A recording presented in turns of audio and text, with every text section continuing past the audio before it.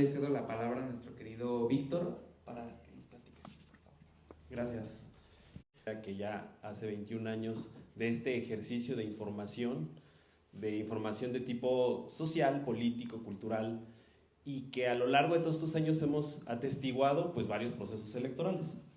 Pero también lo que vengo a decir está basado en mi experiencia profesional, que no tiene que ver con el activismo. Tengo 23 años trabajando en consultoría política, concretamente en asuntos político-electorales. He trabajado prácticamente con todos los partidos políticos de este país, con excepción de solo uno, no sé por qué, del Partido del Trabajo. Pero de ahí fuera todos. Y la verdad es que en asuntos político-electorales, lo que no es ciencia es ocurrencia. Y lamentablemente yo voy a responderle a Salvador que el voto rosa no existe.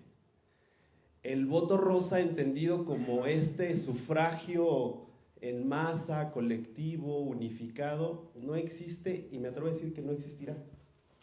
¿Cuáles son desde la ciencia electoral? Porque también en la mesa político-electoral en la que estábamos trabajando hace unos minutos decíamos, pues evidentemente hace falta mucha profesionalización en nuestro colectivo, en nuestras poblaciones, en estos asuntos, a pesar de la historia que ya rememoró Salvador. Y las palancas y los frenos a la hora de votar no tienen que ver con orientación sexual, no tienen que ver con identidad de género, y por desgracia, ser gay, ser bisexual, particularmente en este encuentro, no es rentable electoralmente.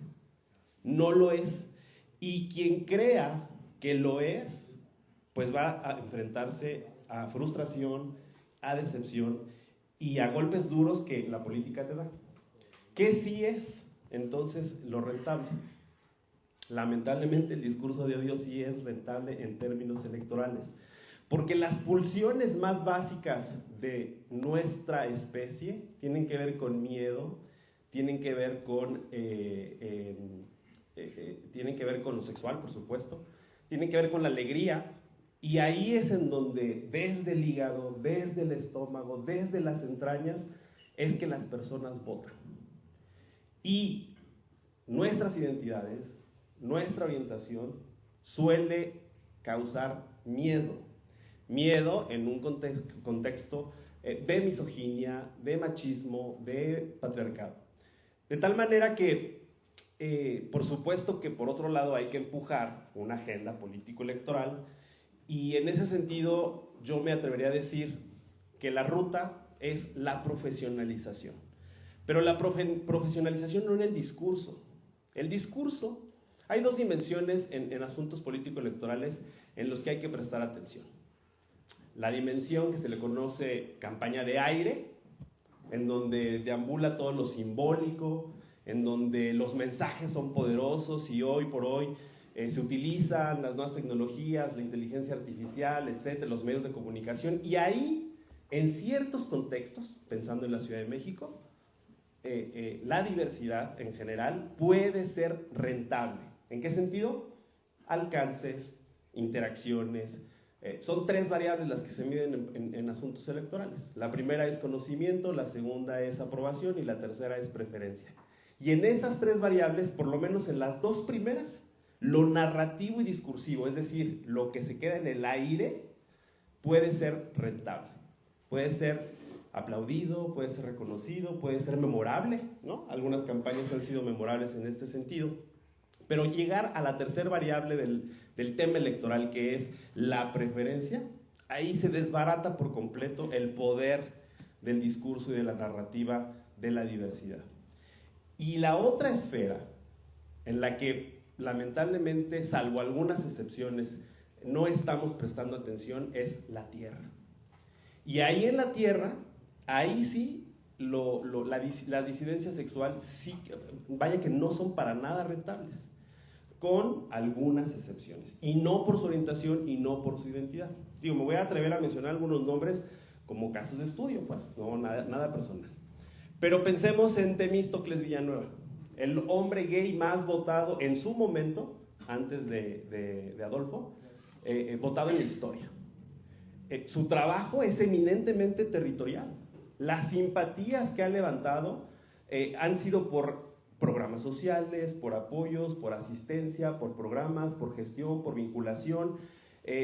A lo largo de su carrera política ha desarrollado habilidades de negociación, de acuerdo, de 15 iniciativas, 7 aprobadas. Vaya, que eso es un gran logro, pero no fue por su orientación sexual. Y hoy, evidentemente, tiene, bueno, tan no lo fue que la segunda vez que compitió en su distrito perdió. Hoy ocupa un lugar en el Congreso por repechaje, porque la ley electoral premia en la Ciudad de México a los mejores perdedores.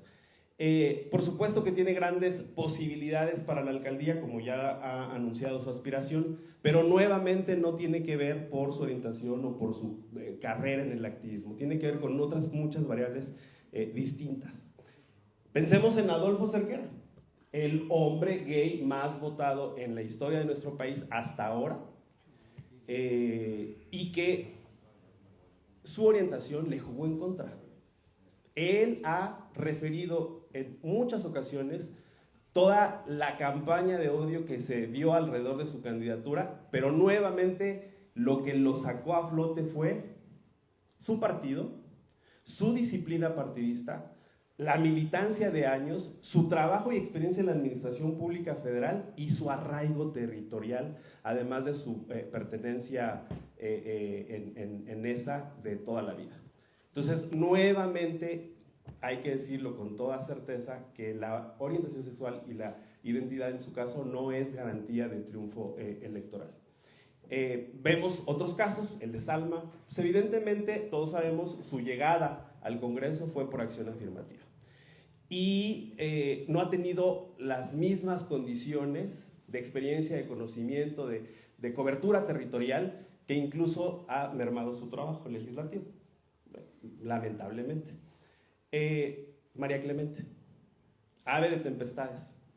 Puede ser de nuestra simpatía, de nuestra antipatía, ese no es el punto. El punto es que el lugar que hoy ocupa no fue tampoco por su identidad, fue por su militancia, fue por su tocar puerta a puerta años. Le tomó 18 años por lo menos hacer trabajo de calle para poder lograr una designación por la vía plurinominal y sobre todo de militancia y disciplina partidista. Si me atreven a decir algún pronóstico, hoy por hoy tiene más posibilidades María Clemente por un tema de disciplina partidista. Las acciones afirmativas han abierto el camino y hacia el futuro habría que apostarle a su legislación directa, específica, no regresiva,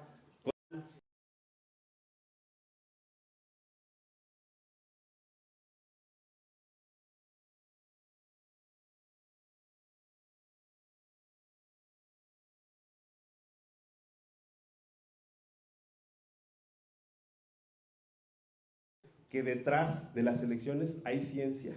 Y si no nos volvemos científicos de esa disciplina, difícilmente lo vamos a lograr. Con eso termino, a reserva de discutir más adelante.